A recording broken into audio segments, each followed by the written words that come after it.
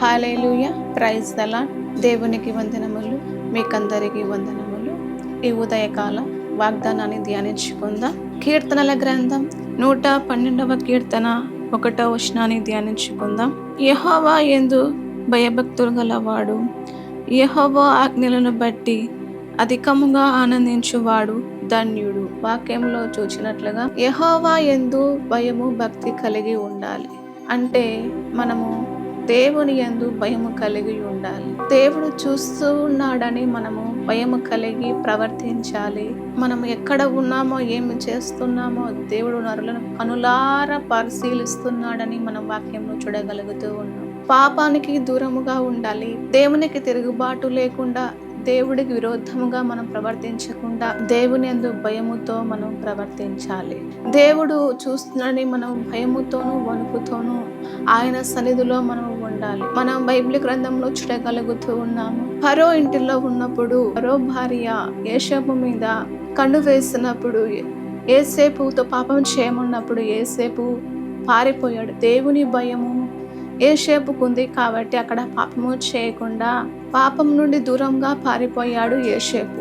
యోసేపు ఏ విధంగా అయితే పాపానికి దూరంగా పారిపోయాడో అలాగా మనము కూడా పాపానికి దూరంగా పారిపోవాలి.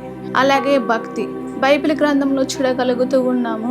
ఏ విధముగా అంటే లుదియా అనే స్త్రీ మనము చూడగలుగుతూ ఉన్నాము.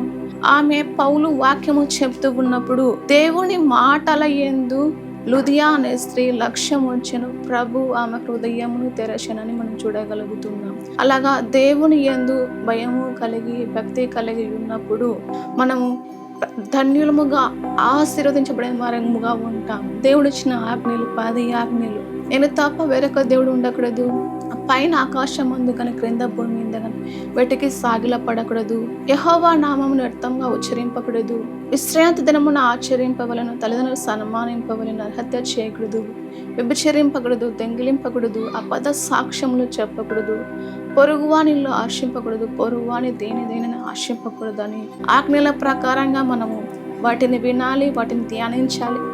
ఆజ్ఞల ప్రకారంగా మనము జీవించినప్పుడు, బ్రతికినప్పుడు మనం ధన్యులముగా దీవించబడతాం, ఆశీర్వదించబడతాము, అనేకులకు దీవెనకరముగా ఉంటాం. దేవుడి వాగ్దానం నెరవేర్చును గాక. ఆమేన్. పరిశుద్ధుడా తండ్రి, నాయనా నీకు వందనాలు, స్తోత్రాలు ప్రభువా. అని యందు భయముతో అయా భక్తితో ఉండటానికి సహాయాన్ని దయచేయండి తండ్రి. నాయనా ఈ వాగ్దానం మా పట్ల నెరవేర్చి సహాయము దయచేయండి.